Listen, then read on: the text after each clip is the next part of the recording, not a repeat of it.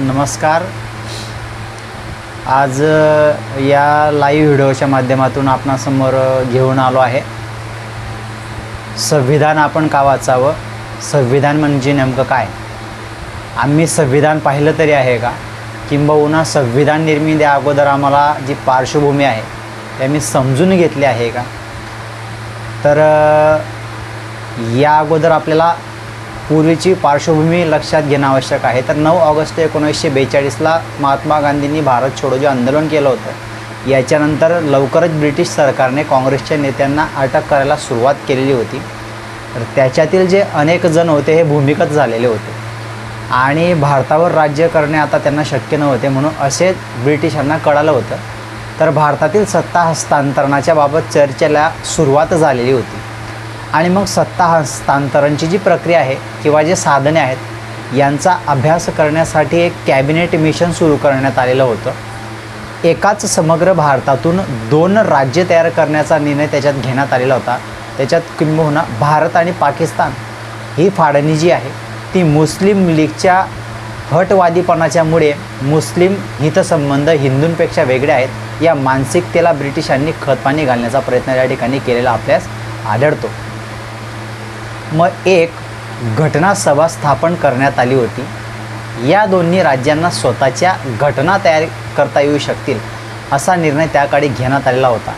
मग त्याच्यामुळे 1946मध्ये घटना विधानसभेने स्वातंत्र्य भारताची एक घटना बनवण्याच्या दिशेने पहिले पाऊल टाकण्याचा प्रयत्न केला आणि त्या पद्धतीने पहिलं कार्य त्या ठिकाणी सुरू केलं. राज्यघटनेच्या विविध पैलूंचा अभ्यास करण्यासाठी सुरुवातीला 13 समित्यांची स्थापना त्या ठिकाणी करण्यात आलेली होती. या समित्यांनी इतर देशांच्या ज्या घटना आहेत त्या वेळेचे विद्यमान कायदे विचारात घेतले होते आणि त्यानंतर एक समिती जिला घटना मसुदा समिती असं म्हटलं गेलं, डॉक्टर बाबासाहेब आंबेडकर यांच्या अध्यक्षतेखाली स्थापन करण्यात आलेली ही समिती होती, ज्याच्यामध्ये एन गोपाल, स्वामी अय्यंगर, डॉक्टर के.एम. मुंशी होते, श्री अल्लादीकृष्ण स्वामी होते अय्यर, श्री एम. माधवराजू, श्री सय्यद मोहम्मद सादुल्ला आणि के.पी. खेतान या प्रकारचे सदस्य त्याच्यामध्ये होते. मग समितीने मसुदा निश्चित केला आणि 26 जानेवारी 1948मध्ये एका शासकीय राजपत्रामध्ये प्रसिद्ध करण्यात आलेला होता. लोकांना प्रांतीय सरकारे आणि संस्था यांना कोणत्याही सुधारणा सुचवण्यासाठी 8 महिन्यांचा कालावधी त्या ठिकाणी देण्यात आलेला होता. एकूण याच्यामध्ये 7635 प्रस्ताव प्राप्त झाले होते. त्यांचा विचार केल्याच्यानंतर आणि समर्पक प्रस्ताव जे आहेत ते समाविष्ट केल्याच्यानंतर मसुदा हा 26 नोव्हेंबर 1949 रोजी घटनेने समोर ठेवण्यात आला होता आणि तो मंजूर करण्यात आले होता. तोपर्यंत भारताला स्वातंत्र्य मिळालेले नव्हते. मग 26 जानेवारी 1950 रोजी घटनासभेचे जे अध्यक्ष होते डॉक्टर राजेंद्र प्रसाद आणि सी राम गोपालचारी, जे पहिले भारतीय गव्हर्नर होते, यांच्या स्वाक्षऱ्यासहित घटनेचा अवलंब केला आणि त्याच्यामुळे त्यांच्या अवलंबाने भारत एक लोकशाही प्रजासत्ताक राज्य त्या ठिकाणी बनला, देश बनला. राष्ट्राच्या प्रशासनाने तत्त्वज्ञान सूचित करणारे आणि कारणे किंवा हेतू देणारे, राष्ट्राचे कार्य करण्यासाठी आवश्यक असलेले उद्देश आणि उद्दिष्टे घालून देणारी एक रूपरेषा, एक विधान आहे. मग विषयाला हात घालत असताना आपण सुरुवात करूया ती प्रास्ताविकपासून. तर याच्यात मूळ विषय असा आहे की संविधानाचं प्रास्ताविक आम्ही पाहिलं तरी आहे का. तर संविधानाचं प्रास्ताविक आम्हाला काय सांगतं, कोणत्याही देशाचं संविधान जे आहे ते त्या देशाचं सर्वोच्च कायदेशीर दस्तऐवज असतं आणि दस्तऐवज आहे म्हणजेच ते एका कायद्याचे पुस्तक आहे. जशी प्रत्येक पुस्तकाची प्रस्तावना असते, उद्देशिका वा भूमिका सुरुवातीलाच मांडलेली असते, ज्यात ते पुस्तक लिहिण्याचा उद्देश हा स्पष्ट करण्यात आलेला असतो. तसेच आपल्याला संविधानाचा उद्देश देखील प्रारंभी त्या ठिकाणी त्याच्या प्रस्ताविकेमध्ये नमूद करण्यात आलेला आहे. त्यात स्पष्ट करण्यात आलेलं आहे की आपण येणाऱ्या काळामध्ये देशाला तसेच देशवासियांना कशा प्रकारे देश बनवू इच्छितो. आता या प्रस्ताविकेमध्ये काय आहे ते आपण जसंच्या तसं पाहूया आणि जसं त्या तसं अभ्यासून घेऊया. तर उद्देशिका काय म्हणते, आम्ही भारताचे लोक भारताचे एक सार्वभौम समाजवादी, धर्मनिरपेक्ष, लोकशाही गणराज्य घडविण्याचा व त्यांच्या सर्व नागरिकास सामाजिक, आर्थिक व राजनैतिक न्याय, विचार, अभिव्यक्ती, विश्वास, श्रद्धा व उपासना यांचे स्वातंत्र्य, दर्जाची व संधीची समानता निश्चितपणे प्राप्त करून देण्याचा आणि त्या सर्वांमध्ये व्यक्तीची प्रतिष्ठा, राष्ट्राची एकता व एकात्मता यांचे आश्वासन देणारी बंधुता प्रवर्धित करण्याचा संकल्पपूर्वक निर्धार करून आमच्या संविधान सभेत आज दिनांक 26 नोव्हेंबर 1949 रोजी याद्वारे हे संविधान अंगीकृत आणि अधिनियमित करून स्वतः प्रत अर्पण करीत आहोत. मग संविधानाची प्रास्ताविका वाचल्यानंतर आपल्या लक्षात आलंच असेल की ती एक प्रकारे 3 भागांमध्ये त्या ठिकाणी विभागलेली आहे. मग त्याचा पहिला मूळ असा की आम्ही भारताचे लोक, आपला भारत देश आपण कसा बनवणार आहोत, मुद्दा क्रमांक 2. आणि तिसरा मुद्दा असा आहे की देशाच्या नागरिकांना आपण काय देणार आहोत. याप्रमाणे संविधानाच्या उद्देशिकेमध्ये आपल्याला त्या ठिकाणी विश्वासार्ह माहिती दिसते. मग आपण एक एक करून या भागांची माहिती थोडक्यात अभ्यासून घेऊया. तर आम्ही भारताचे लोक, आपल्या प्रस्ताविकेची जी सुरुवात आहे ती आम्ही भारताचे लोक अशी आहे. हा एक खूप व्यापक अर्थ असलेला शब्दसमूह आहे. अमेरिकेच्या संविधानामध्ये सर्वप्रथम या शब्दसमूहाचा वापर करण्यात आलेला होता आणि मग संविधान निर्माणाच्या वेळी प्रस्ताविकेची जी सुरुवात आहे ती कोणत्या शब्दाने करावी याच्याबाबत मतांतरे होती. मग शेवटी याच्याबाबत मतदान घेण्यात आलं आणि कोणत्याही धार्मिक बाबींशी संबंध किंवा शब्द न जोडता आम्ही भारताचे लोक या शब्दसमूहाने प्रस्ताविकेची सुरुवात या ठिकाणी करण्यात यावी हे ठरविण्यात आलं. मग आता आम्ही भारताचे लोक या शब्दाची जी व्यापकता आहे ती काय आहे, तर आम्ही भारताच्या लोकांच्या नावाने काही संकल्प करीत आहोत. आपल्या देशाच्या संविधान निर्मितीमागे जी प्रेरणादायी शक्ती आहे ती म्हणजे भारताची जनता आहे. या संविधानातील जो काही संकल्प आहे तो आम्ही भारतीयांनी केलेला आहे. शिवाय ही सुरुवात देशाची एकता आणि एकात्मतेच्या भावनेचे दृढीकरण देखील करणारी आहे. या 3 शब्दामध्ये आम्ही सर्व फक्त आणि फक्त भारतीय आहोत, म्हणून फक्त भारतीय हा संकल्प करतोय ही भावना याच्यातून वृद्धिंगत होताना आम्हाला दिसते. येथे कोणत्याही धर्माचा संदर्भ नसून सर्वजण केवळ भारतीय या नात्याने एकत्रितपणे उद्याचा भारत घडवण्याचा संकल्प करीत आहोत. याचा आणखीन एक व्यापक अर्थ जर करायचा असेल तर भारतीय संविधानाने भारतीय नागरिकांना जे हक्क आणि अधिकार बहाल केलेले आहेत ते कोण्या एका राजा, महाराजा किंवा बादशहाला उदार होऊन दिलेले नाहीत. तर अधिकार म्हणजे आम्ही भारतीयांनीच एकमेकांच्या माणूसपणाला दिलेली मान्यता आहे. यातील क्रांतिकारी आशय नीट लक्षात घेऊन आपण भारतीयांनी एकमेकांच्या सोबत जगण्याची आणि विकासाच्या दिशेने एक साथ पुढे जाण्याची जी सवय आहे ती आपल्याला लावून घेतली गेली पाहिजे, कारण या सवयीने आम्ही सुजलाम सुफलाम होऊ शकतो. मुद्दा दुसरा असा होता मित्रांनो की आपला भारत देश आपण कसा बनवणार.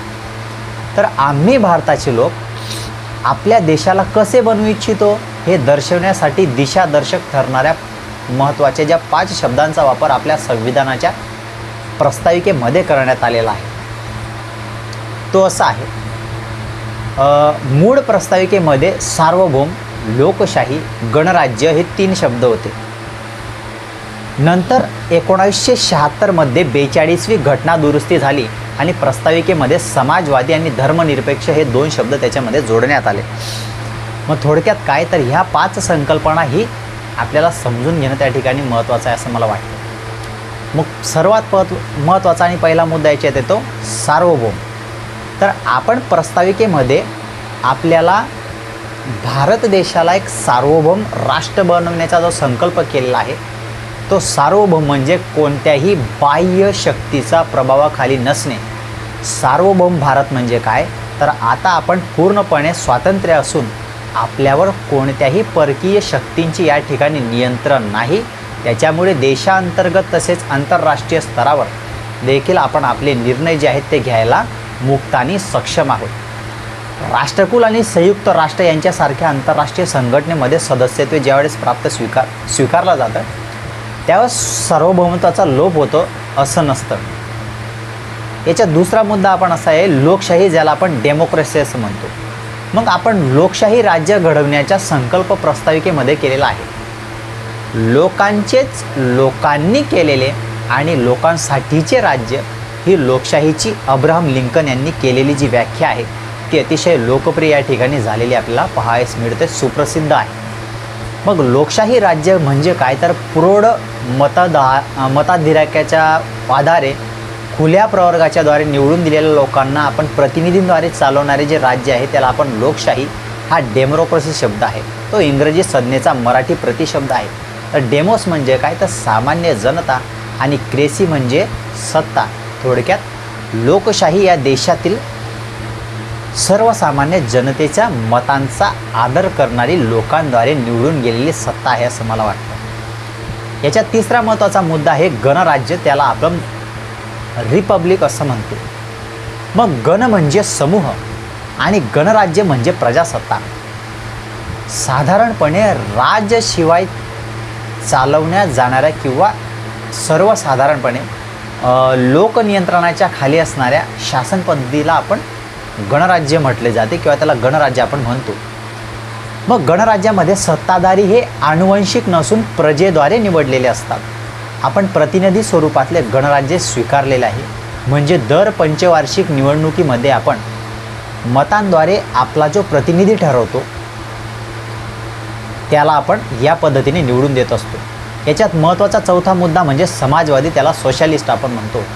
समाजवादी विचारसारणी म्हणजे थोडक्यात समता आणि न्याय यावर आधारित समाजव्यवस्थेचा पुरस्कार करणे, संपत्तीचे उत्पादन समाजाच्या मालकीला ठेवून सर्वांना समान मानणारा संपत्तीचे न्याय वितरण करून सर्वांना एकाच समान पातळीवर आणणारी विचार प्रणाली म्हणजे समाजवाद होय. मग उत्पादन, विभाजन आणि विनिमय यांची जी साधने आहेत ते जनतेच्या म्हणजेच समाजाच्या मालकीची व्हावीत. प्रत्येक व्यक्तीला आपल्या गुणांची जोपासना करण्याचा समान संधी दिली जावी आणि त्यातून समाजाच्या उत्पादन शक्तीचा विकास व्हावा. ही तत्त्वे समाजवादामध्ये अंतर्भूत केलेली आहेत. दारिद्र्य व शोषण संपुष्टामध्ये आणून याच पातळीवर समाजाची पुनर्रचना करणे ही मानवी सुखी आणि समृद्ध करण्याचे आव्हान समाजवादाच्या संकल्पनामध्ये अभिप्रेत आहे. आणि याच्यात पाचवा मुद्दा म्हणजे धर्मनिरपेक्ष सेक्युलरिझम आपण त्याला म्हणतो. तर धर्मनिरपेक्ष राज्याचा अर्थ ज्या राज्यात कोणताही अधिकृत धर्म नाही परंतु राज्य मात्र धर्मांचा प्रचार आणि प्रसार विकासाच्या संदर्भात समान तत्वावर काम करेल. कोणत्याही एखाद्या विशिष्ट धर्माला प्राधान्य दिले जाणार नाही. धर्मनिरपेक्षता हा शब्द अमेरिकन राज्यघटनेतून घेण्यात आल्याचं आपल्याला सांगण्यात येतं. परंतु अमेरिकेतील आणि भारतातील धर्मनिरपेक्षतेमध्ये खूप फरक आहे असं मला वाटतं. मग अमेरिकेची धर्मनिरपेक्षता ही नकारात्मक बाजूची असून भारताची जी धर्मनिरपेक्षता आहे ती मात्र सकारात्मक बाजूची या ठिकाणी दिसून येते. तर मग असं का, तर अमेरिकेमध्ये सरकारने स्वतःला धर्मापासून पूर्णपणे अलिप्त करून घेतलेले आहे. तेथे सरकार धार्मिक बाबतीमध्ये कोणत्याही प्रकारचा हस्तक्षेप करताना आपल्याला त्या ठिकाणी दिसत नाही. या उलट भारतामध्ये मात्र तसं नाही. भारतामध्ये धर्माच्या अनुषंगाने कायदे देखील शासन बनू शकतात. हे अनुच्छेद 25च्या अभ्यास करताना आपल्या लक्षात येतं. म्हणजेच काय, तर भारतात सरकार तटस्थ आणि धर्मनिरपेक्ष पद्धतीने सर्व धर्माच्या बाबतीमध्ये कार्य करू शकतं. अशा प्रकारचा उद्याचा भारत सार्वभौम, समाजवादी, धर्मनिरपेक्ष, लोकशाही गणराज्य घडवण्याचा म्हणून संकल्प आम्ही भारतीयांनी आपल्या प्रस्ताविकेच्या माध्यमातून केलेला आहे. मग देशाच्या नागरिकांना आपण काय देणार आहोत हाही प्रश्न यांनी त्या ठिकाणी उपस्थित होतो. आपण आपल्या देशाच्या सर्व नागरिकांना 4 महत्त्वाच्या बाबी देण्याचा संकल्प त्या ठिकाणी संविधानाच्या प्रस्ताविकेमध्ये केलेला आहे. मग ते कोणते, तर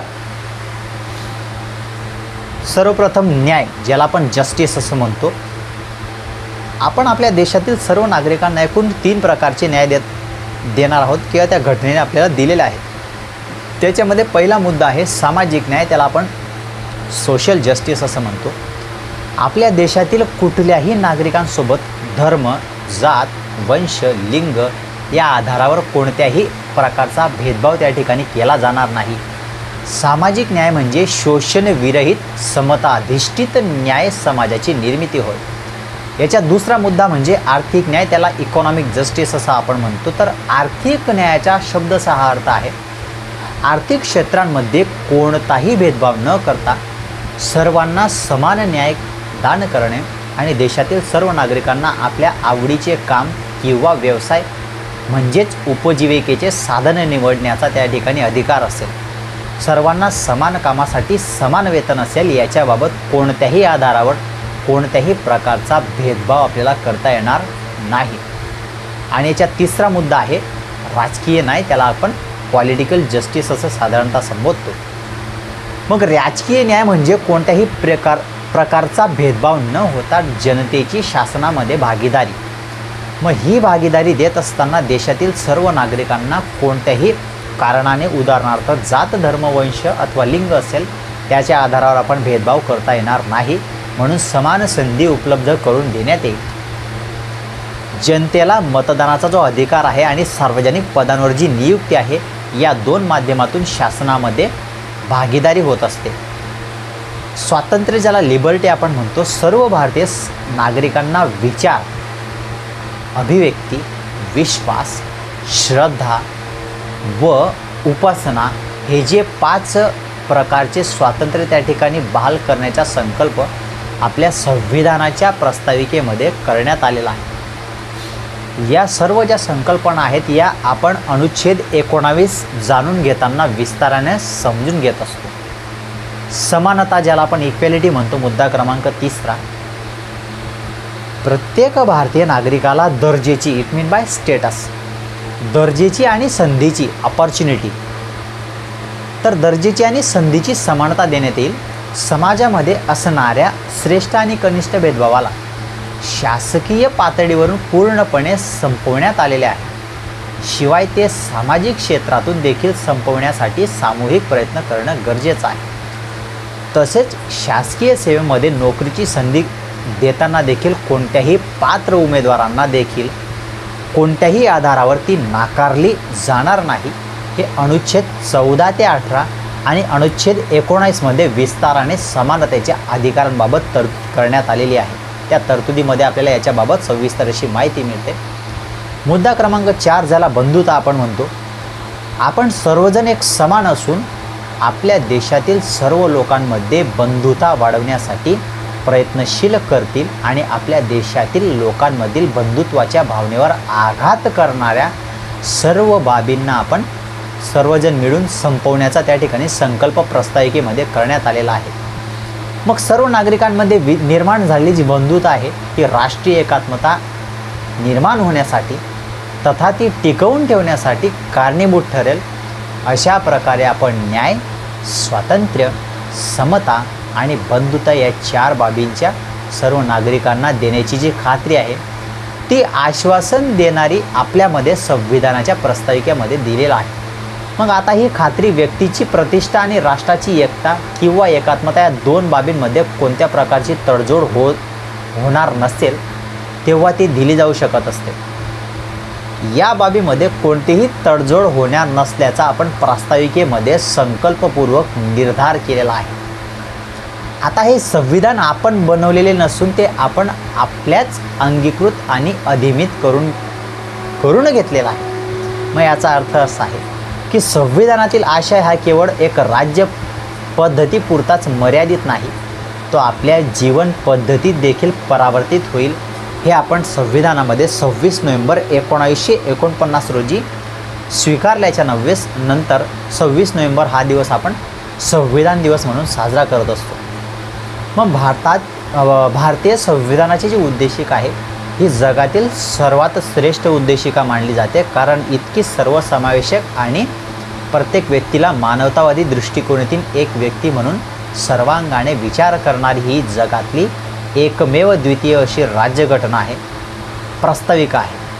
अगदी भविष्यकाळी देखील जर संपूर्ण देशासाठी एक संविधान असावे असा राष्ट्रव्यापी जर विचार जगासमोर आला तर जागतिक जे विचारवंत आहेत ते देखील जगातल्या सर्व राज्यघटनांचा अभ्यास करून संपूर्ण जगासाठी केवळ आपल्याच राज्यघटनेची निवड करतील, एवढी ती व्यापक स्वरूपाची आणि व्यापक अर्थाने बनवण्यात आलेली आहे.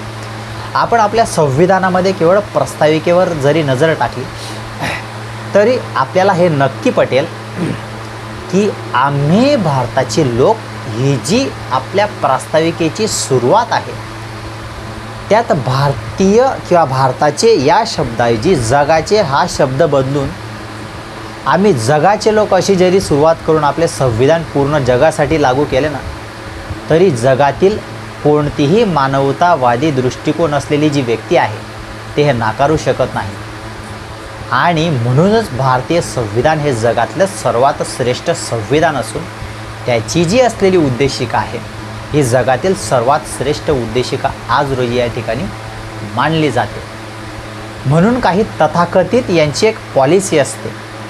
वैचारिक विश्लेषण करणारे जे व्यक्ती असतील ते टीका टिप्पण करत नाहीत, ते करतात ती समीक्षा. मला या निमित्ताने एक प्रश्न उपस्थित करावा असा वाटतो, आपण केली आहे का समीक्षा? उठसूट आपण आपल्याला दिलेला संविधानाच्या किंवा संविधानिक अधिकारावर न बोलता वेगळंच काहीतरी बडगडतो. मी जर आता हा प्रश्न उपस्थित केला की आपणापैकी किती बांधवांनी संविधानाची उद्देशिका वाचली आहे किंबहुना पाठ आहे, तर नक्कीच उत्तर अपेक्षित येणार नाही.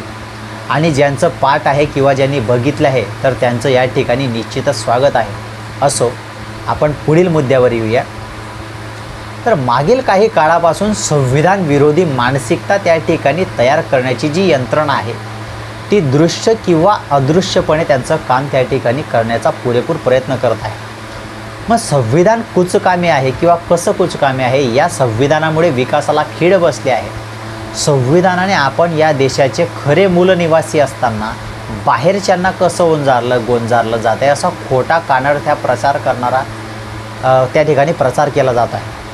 मग या सर्वसामान्य जनतेमध्ये संविधान विरोधी मानसिकता तयार केली जात आहे हे आपण लक्षात घेतलं गेलं पाहिजे. पण मुळात संविधान म्हणजे नेमकं काय, त्याचं स्वरूप आणि त्याची व्याप्ती काय आहे याच्याबद्दल प्रचंड प्रमाणामध्ये अनभिज्ञ असण्याचे आधीच सत्ताधाऱ्यांनी त्या ठिकाणी संविधानाविषयी साक्षरता निर्माण करण्यामध्ये आळस त्या ठिकाणी केल्याचे सामान्य जनता ही सत्ताधाऱ्यांच्या प्रचाराला बळी पडलेली आपल्याला दिसते आणि संविधान विरोधी होताना आपल्याला त्या ठिकाणी दिसते.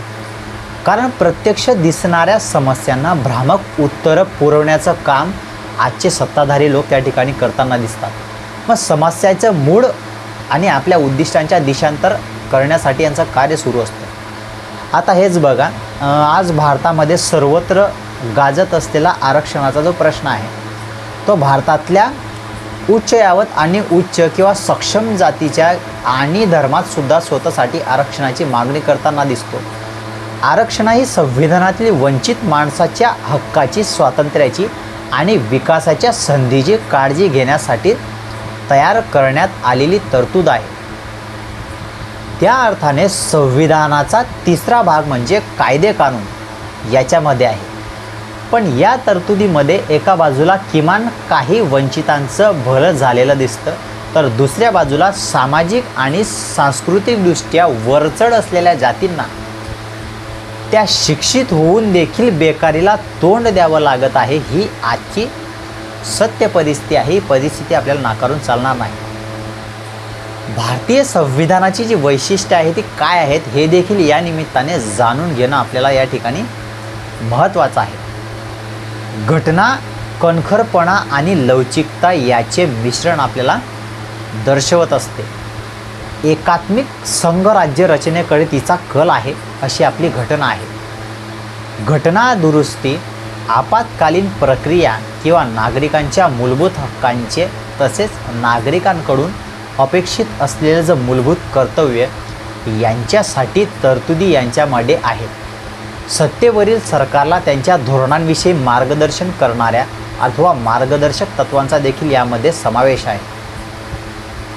न्यायसंस्था अंमलबजावणी प्रणाली जी असते त्याच्यामध्ये विधिमंडळ यांचे स्वतंत्र ती जतन करून ठेवत असते आणि सत्ता कोणत्याही एका व्यक्तीची अथवा संस्थेमध्ये केंद्रित न होऊ देण्यासाठी ती तपासणी अथवा स्थिरता प्रदान करत असते. राज्यघटनेमध्ये न्यायिक जो आढावा आहे तो विधिमंडळ आणि अंमलबजावणीच्या कार्यपद्धतींमुळे ती तरतूद केलेली आहे. ती मागास आणि अल्पसंख्याक यांचे हित जपत असते असे आपली राज्यघटना आहे. सामाजिक न्याय आणि कल्याण यांची जबाबदारी आणि काळजी देखील आपली राज्यघटना घेत असते. गरीब आणि श्रीमंत याच्यातील जी दरी आहे ती कमी करण्याची तरतूद देखील आपल्या राज्यघटनेमध्ये आहे. अशा प्रकारे भारत एक कल्याणकारी राज्य आहे. भारतात पंचायत राजची प्रणाली जी आहे ती तळागाळापर्यंत विकेंद्रित त्या ठिकाणी करण्याचा आणि कृतीची जी संकल्पना आहे ती जतन करून ठेवण्याचा संविधानामध्ये त्या ठिकाणी तरतूद आपल्याला केलेली दिसते. मग भारतीय संसदीय जी लोकशाही आहे त्यामध्ये भारताचे जे अध्यक्ष असतात सर्वोच्च ते अधिकारी आहेत त्यांना विधिमंडळ अंमलबजावणी किंवा न्यायसंस्थेचे यांच्या प्रतीमध्ये सर्वोच्च अधिकार त्या ठिकाणी दिलेले आहेत. ते भारताच्या नागरिकांचे प्रतिनिधित्व करतात. भारताच्या लोकशाहीची आणि ऐक्याचे जे यश आहे किंवा श्रेय आहे संविधानाच्या ताकदीला अधिकृतपणे आपल्याला देणं त्या ठिकाणी आवश्यक आहे असं मला या निमित्ताने सांगावंसं वाटतं. तूर्तास आज एवढंच. पुढील भागामध्ये नक्की घेऊन येईल संविधानाची पुढील माहिती. तोपर्यंत आपण संविधान मिळवा, आपले हक्क आपले अधिकार हे जाणून घ्या, इतरांना प्रेरित करा. नक्कीच एक संघ भारत निर्माण करण्यासाठी आपण आपल्या विचारांची सांगड घालूया आणि संविधान जागृतीचं निर्मितीचं आणि इतरांपर्यंत संविधानाचं कार्य आणि संविधान हे आपल्यासाठी कसं महत्त्वपूर्ण ही माहिती पोच करूया. तूर्तास एवढंच. धन्यवाद.